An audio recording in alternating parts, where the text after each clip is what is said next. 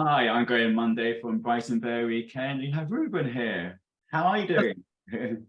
I'm very well, thank you very much. How are you doing? Great. I think he's still at work still. Yes. You say I'm still at work? Yes. Yes, I am still at work. I'm in the office by myself, having just met a client, but it's a nice quiet space to chat to you. So all good. Just excuse the not very nice lighting in the background. I like the color posters on the side. So Yeah, we do have some really nice art in here actually. I'll give us that much. So where do you live? Well, I actually live in New Haven. Yeah, I've lived in New Haven about a year, but I work in Brighton, and I have lived in the Brighton area for about 10 years, or more than that now, maybe 12 years. And I sort of expect to be making my way back to Brighton over the next few months. So that's cool. So tell me about yourself, but also tell the rest of them about yourself. Yeah, sure. So I am Reuben. I work at LGBT Switchboard. I'm a social prescriber for trans, non-binary and intersex people, which is cool, which I absolutely love doing. And I've got a background in youth work and have sort of worked in the LGBT sector for coming up to 10 years, which has just been a joy. And sort of getting involved in Brighton Bear Weekend is kind of an extension of my love for the community and kind of an interest in meeting new people of a group that I haven't had that much sort of contact with, but sort of feel connected to in my heart. So I'm looking forward to meeting lots of really nice bears and cubs and admirers over the weekend. Well, we do have lots of lovely bears in the competition. So what makes you unique? Yeah, no, we do. It's been really nice to get to know the other people involved in the competition and seeing what they've got going on, which has been great. But I guess what makes me different, I mean, I'm trans. I am a trans man. I've been out for a long time, but it's still kind of like a central part of who I am and my experience as a person. So I guess that makes me different, but also kind of combining having a little air of flamboyancy with being like kind of chunky and having a beard and being tattooed. It's really fun being me in a lot of ways, because it's fun to kind of surprise people and have a juxtaposition of maybe the way I look and the way I am. Like I have a rescue staffy who's just asleep next to me, and I used to have a bull terrier as well. He was a rescue, and he died a couple of years ago. But I remember when would be walking around the street in I had a shaved head and joggers and two sort of bull breeds on leads who were very friendly, but everybody used to give us such a wide berth, and it used to really make me laugh because I'm really friendly. I'll talk to anybody. So I guess that's what makes me different, like having a sort of a interesting sort of checkered past and combining that with my experience as a trans person and what that has meant to me and my involvement in the community. So what makes you the most deserving one to win? Oh, that's a really hard question. I mean, this competition because I wanted to kind of claim space as a trans person in the community, and also as a bit of a reclamation or even just a claim of kind of like my body type of being like a thicker guy, and being happy with that and kind of celebrating that is just part of who I am. That's kind of why I signed up. I heard it was really fun.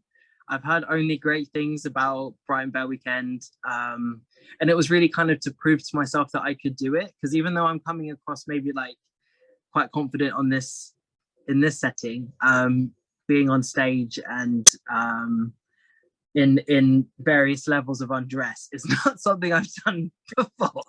So I'm really excited. I can't wait. But I can't say I'm more deserving, but that's the reason why I signed up, and I hope to kind of bring that experience to what happens after if I won. And do you have role models in your checkered life? My checkered life? Yes. I mean, there's a few people actually that I love. I mean, there's a trans masc actor Elliot Page, who's quite well known, and he was in a film called Juno that I was obsessed with as a young teenager, which would have been in like the, I don't know, the early to mid 2000s. And I just loved this film, and I was so drawn to him as an actor. And then when he came out as a lesbian, I was like, yes. And then when he came out as trans, it all kind of made sense as to why I felt so connected to this person for so much of my life. Like literally as soon as I'd watched the film, and I've kind of followed his career since. And he's written a memoir about his life that I haven't read yet, but I'm really excited to read because it's only just come out. And there's also someone else called Jeanette McCurdy, who was actually like a Nickelodeon star as a young person, but has written about her life and like the abuse she experienced in the industry and by her mother. And it's a really great book called I'm Glad My Mom Died. And that sounds really brutal, but I would highly recommend it. And I just love the sense of like people telling their stories and being honest and yeah, quite brutal about what they've got to say about life. So kind of people that do that, maybe people that stick their necks out on the line, are people that I gravitate to the most. And if you win the title, what would be the first thing you do? Ooh, well, I'm aware that if I did win the title, I would be in charge of the Facebook group or the Facebook page for the year following. So I'd maybe have a look at what's going on in there, get to know people that maybe engage the page. I would think about how I want to kind of spread a message of inclusivity and body positivity in the bear community, and then also like in the wider LGBT community as well. So I think I'd kind of put my best foot forward and use all of my experience as somebody who's worked in the LGBT sector for a long time and think about how I might best be placed to utilize that experience. So that's kind of what I do, I think. And also have just like a big piss up party over the weekend to celebrate the win. I think that would be a really great cherry on top of you know what's already going to be a really good weekend. Some fluffy questions. Go on. If I raise my magic wand, what would be your dream job?